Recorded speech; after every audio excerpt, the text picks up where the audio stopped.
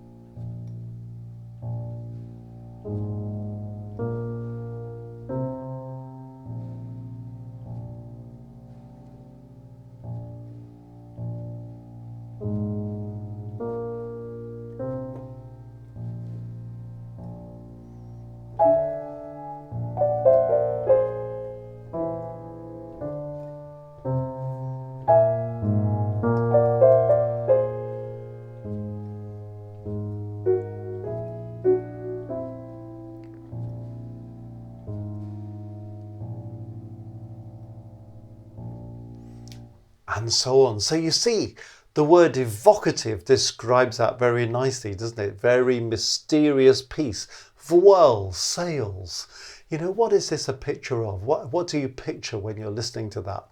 A little sailing boat, maybe in the mist in the distance somewhere. It's one possible picture. You might have a totally different kind of picture. But of course, it's evocative music. It's slow. It's spacious. It uses low dynamics. All these things are often features of Debussy that give it that very distinctive, evocative atmosphere. But let's think about this whole tone scale issue and see how this is constructed out of a whole tone scale. Well, first of all, what is a whole tone scale? Well, it's exactly what it says on the tin. So if I start with the note C and I go up in whole tones, a whole tone above C is D, a whole tone above D is E, go up another whole tone and I get to F sharp, another whole tone I'm going to have G sharp, another whole tone I'm going to have A sharp, another whole tone I'm going to be back to C. So of course I can call that F sharp, G sharp, A sharp. I could call it G flat, A flat, B flat. So if I wanted to think of those enharmonically, I could think of it like this. I could have any combination of those, but the whole point is that all these notes are a whole tone, a whole step apart. There's a whole tone scale.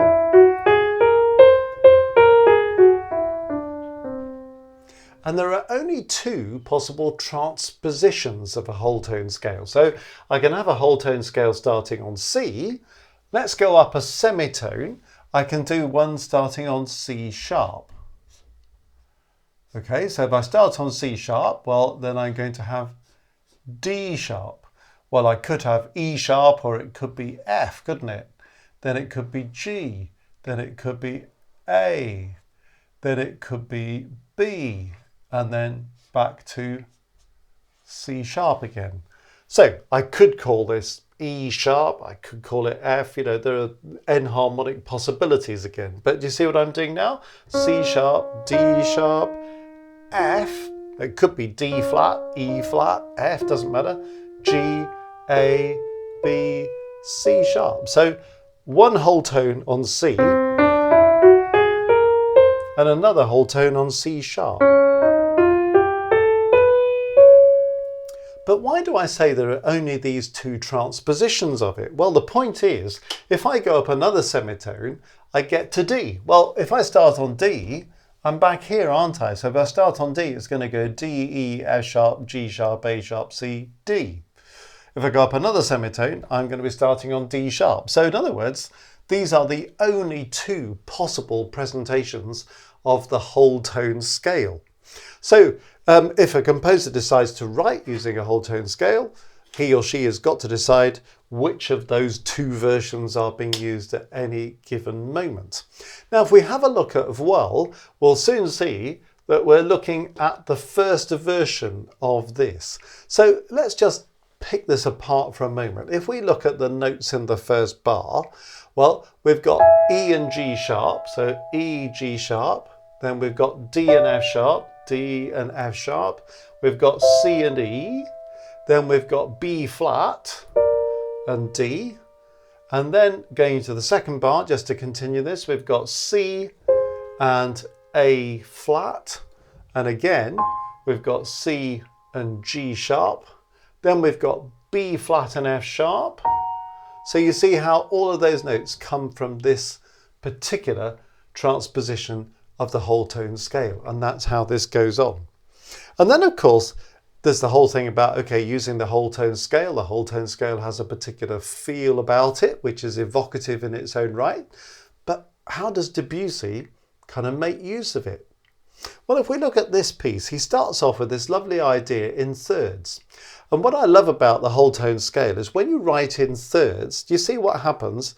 Major third, major third, major third, major third, major third. This is an enharmonic equivalent of a major third, even though it's a diminished fourth, and the same thing here. But effectively, he's using these major thirds.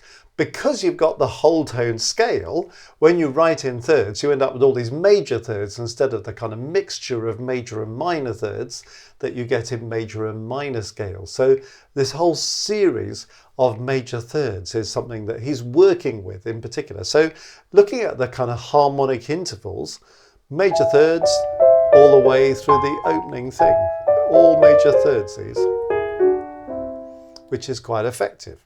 Okay, what else can we do in terms of harmonic intervals? Well, obviously we can have things running in octaves. So from the second line of music, from the third bar, we've got this idea where the notes are an octave apart. So it gives you a kind of sort of different texture in octaves. And then in the third line, you see the top of the bass clef carries on this thing in octaves.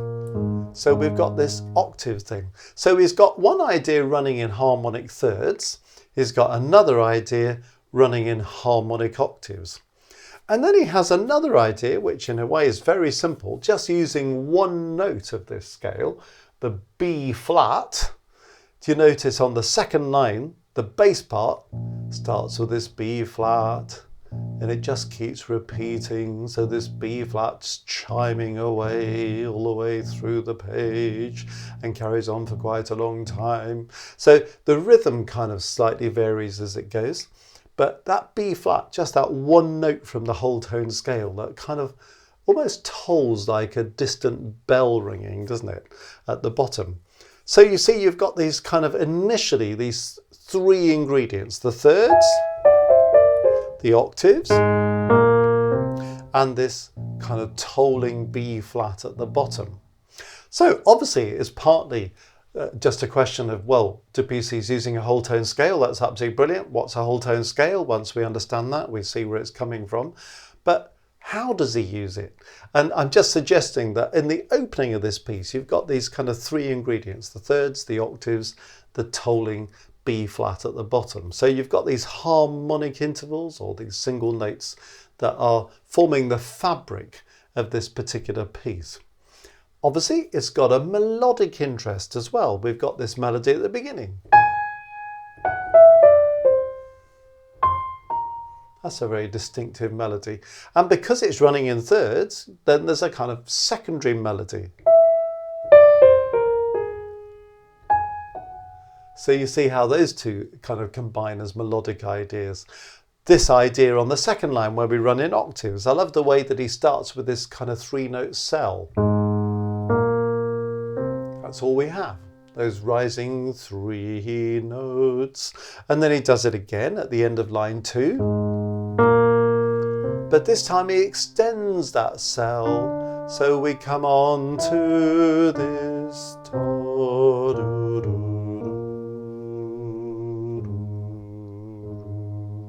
So there's definitely a melodic aspect to using the whole tone scale as well. Using these notes, you'll notice, in a very conjunct way, just using notes that are next to each other with an occasional leap in between, which gives it a very kind of calm atmosphere which fits with the piece. And then a very clear phrase structure. You know, you've got 2 bars at the beginning, and then it's separated by silence. And that's one lovely thing about the evocative style of Debussy, I think, is how he sometimes uses silence to maximum effect. So we have that opening statement followed by silence. Then he starts it again in bar 3. And you think, oh, he's going to do this thing again. Oh, he doesn't this time. The second time he comes down the scale and then he carries on, but the rhythm is slightly extended, isn't it? And then when we get to the bottom, we think, yeah, it seems like the conclusion of something. And that's where he introduces his second idea. And it's just this simple thing in the bass that we've talked about. And that bass then provides a kind of connection from where the right hand finished off into the next thing, which, as we've talked about, is this idea running in octaves. So we have the wider spacing of the texture. What was in thirds is now in octaves. We've now got a slower moving melodic line. Again, a short phrase we've talked about, just 2 bars and then the 2 bars extended. And then when you get to line 3, well, we end up with a combination of these 3 ideas. The right hand is back doing the opening material, the left hand is carrying on with those octaves, and the bass is still tolling away at the bottom. So you see how this gradually accumulates. All of this, it's what contributes to this evocative style of Debussy. So he's using the whole tone scale as a means of getting away from a life that's functional in relation to harmony. and as a means of doing something that's slightly mysterious. But isn't it a wonderful scale to use? And at the same time, just to see the skill of composition, how these three threads evolve and interact during that first page. And then at the bottom of the first page, well, he goes on the bottom line just to develop a little bit, because in the left hand we then have these chords. So if you look on the bottom line of this first page, second bar, so you see how those chords come in and then they come back in the last bar. And they're wonderful chords, because what are these chords? They're augmented chords. You see A flat, C, E natural. So when you're working with this whole tone scale, when you have things in two parts, a third apart, you're often in major thirds. As soon as you start trying to construct triads, you quite easily end up with these augmented triads. And that's a lovely kind of impact, isn't it? Augmented triads in conventional harmony can be a little bit difficult to deal with, but in this style, in the context of the whole tone scale, they're wonderful, aren't they? And then you just have this strange feeling of there is some kind of chord progression,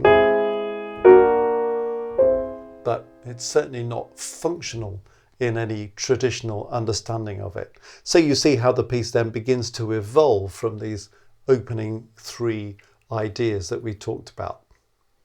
Anyway, it's just an introduction, just an insight to what Debussy is doing in this piece using the whole tone scale.